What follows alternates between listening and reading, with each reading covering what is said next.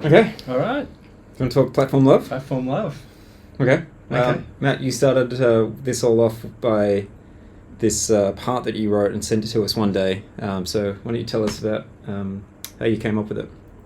Yeah, it started really just creating and kind of rocking out a bit, like distorted parts are something that we used to do in our teenage years, early 20s. Used to play around with guitars and distortion pedals. I don't do that a lot these days with the synth, but just for a bit of fun, had the Zen Delay. So the Zen Delay has a tube in it and a drive. I actually had the delay switched off and just cranked the drive and just having a bit of fun. Kind of getting this real rock tone out of the synth, and I didn't expect it would be a track. I just thought this is a bit of fun, kind of get this loop going, and sent it to the guys.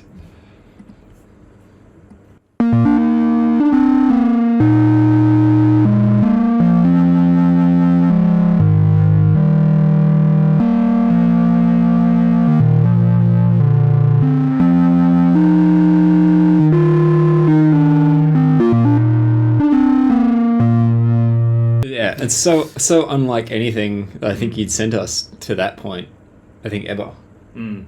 I still remember the first impressions were very nostalgic for this one because it reminded me of playing a Nintendo Entertainment System where you've got that 8-bit sound, Yep. super crunchy, and then you get those little sort of wonky bits as well.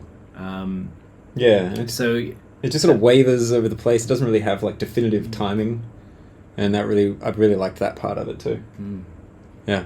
Yeah, it's a bit wonky. And the in a way as well, that video games used to use 8-bit chips, and they used to use a lot of square waves. And I was using just a regular sort of sawtooth synth, but the distortion's chopping off the tops of all the waves and making them square. So the distortion's making it sound kind of more like a video game. Huh. Right. Okay. And so then I think you sent us this. Right. So you didn't think this was going to be a track, and then the first thing I did, of course, was put drums to it. So I think I did this on using a drum machine that's loaded with my own samples.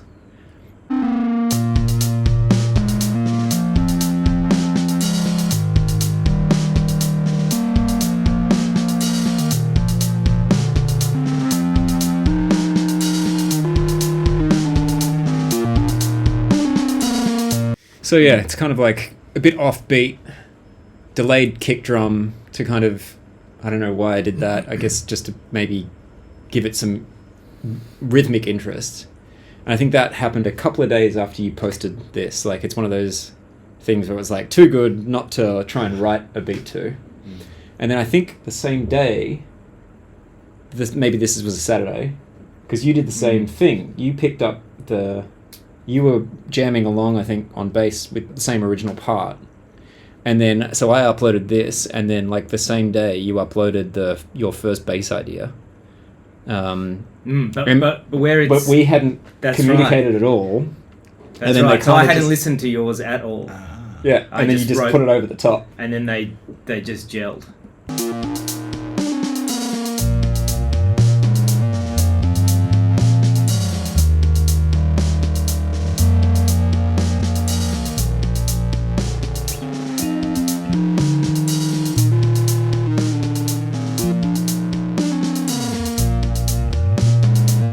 So that first part of the song came together really quickly.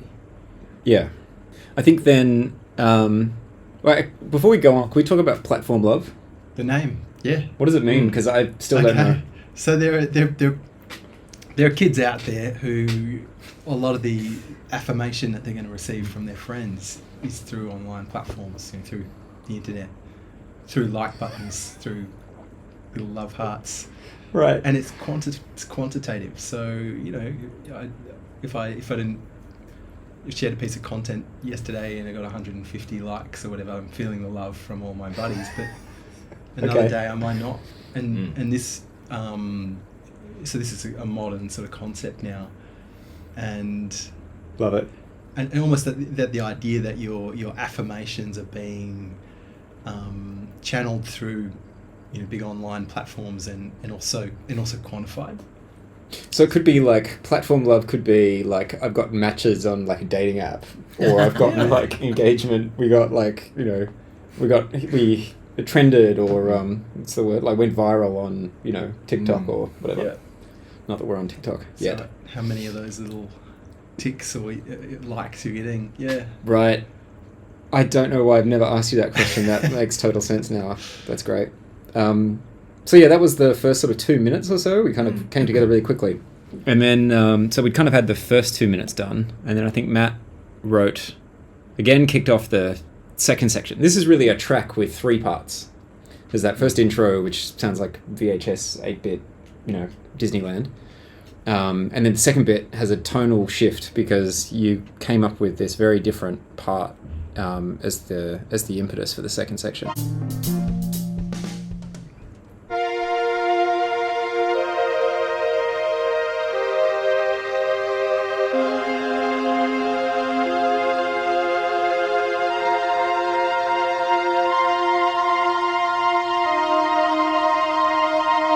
And then I think, Steve, we kind of must have jammed on this a little bit, because then we've kept the drums going with a slight sort of tonal change, and then you wrote more bass parts.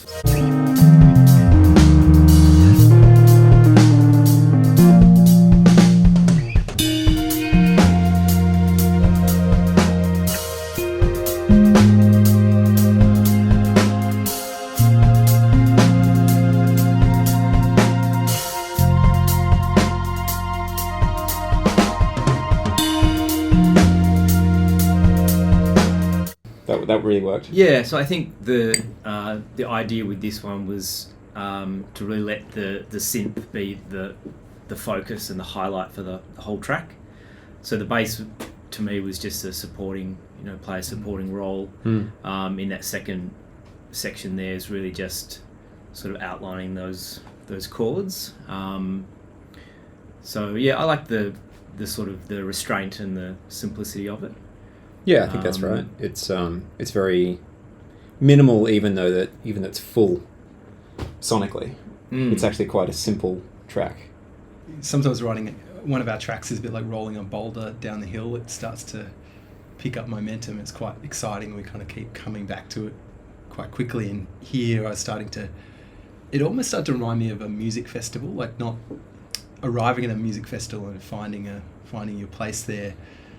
And I wanted to start to create sounds that would kind of move past you and kind of give you this sense that you're in a place, people setting up tents or sideshows, food trucks, So the overdubs start to come in, that kind of,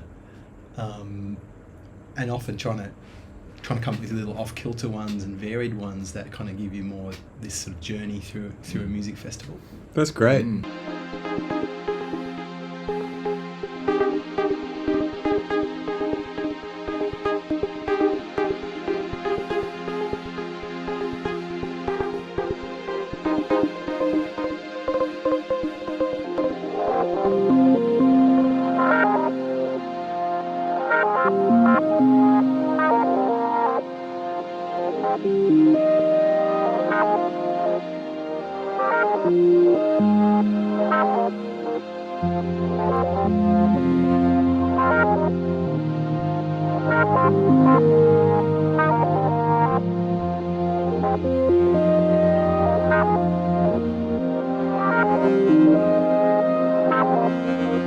Yeah, that background, backwards thing in particular is really interesting. Yeah, there's a lot of backwards stuff in this track, and I like backwards for the unpredictability. You can pretty much remove any cliches from your parts by and give them new life. And in this example as well, it was something I was playing along with the band, and it was quite supportive, and it felt quite plain. Didn't really feel like it was adding as much, and I almost deleted it. I thought, that was not a good night's work. And then I just flipped it backwards just to see if there was any, and that's what you just heard. You hear this quite weird, unpredictable vibe, so that was definitely a winner just by flipping it backwards. Yeah. And then we get to the sort of the end of this second section, and this probably the third third of the track evolved a lot. I think we had lots of different variations and versions of it, but it's really mostly led by you, Matt.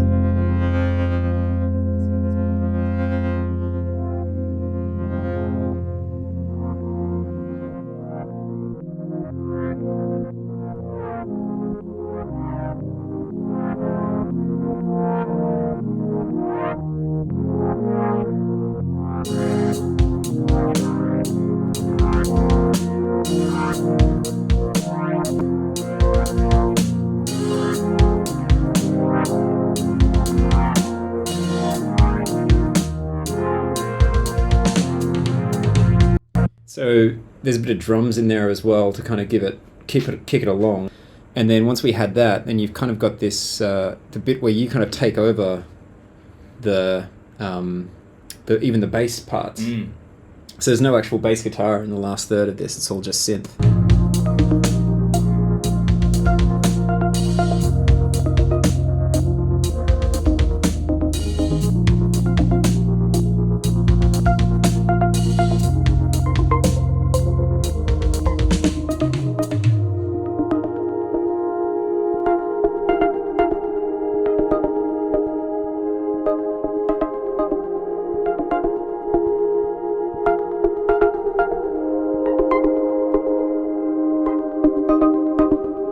I think this is like a real showcase for you because it just sort of shows the range. Different range of sounds that you get, and like Steve and I are just bass and drums. Like once we learned how to record, we're quickly zeroing in on like very typical dominant drum sounds and bass sounds. In particular, your bass, when you go back and listen to those earlier parts, it's very subby. There's no mid in the bass. We fixed all of that in recording when we would mix it down on the Avantone,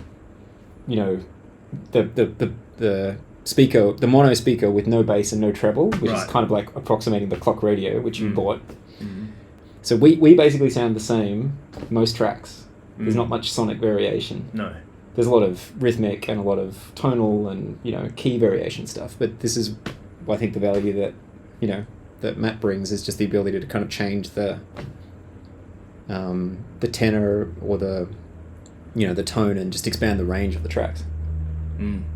Yeah, and I think it also highlights that not all three of us need to be involved 100% through every single track. Like, we can sort of, in this case, take a back seat and just let Matt let him cook. Yeah, that's right. Let him cook. So So it's worked out well. Yeah, and I think pretty proud of this one coming together as well as a production, because it's there's a lot of stuff to kind of cram into the mix. There's been quite a few parts, not as tricky as like continuous partial attention, which was a real challenge, but a really cool little track, and kind of different, very optimistic, very nostalgic for us. So why don't you take us out, Matt? Thanks for listening, and we'll link to the actual track so you can hear it. Awesome. See you in the next one. Thank you.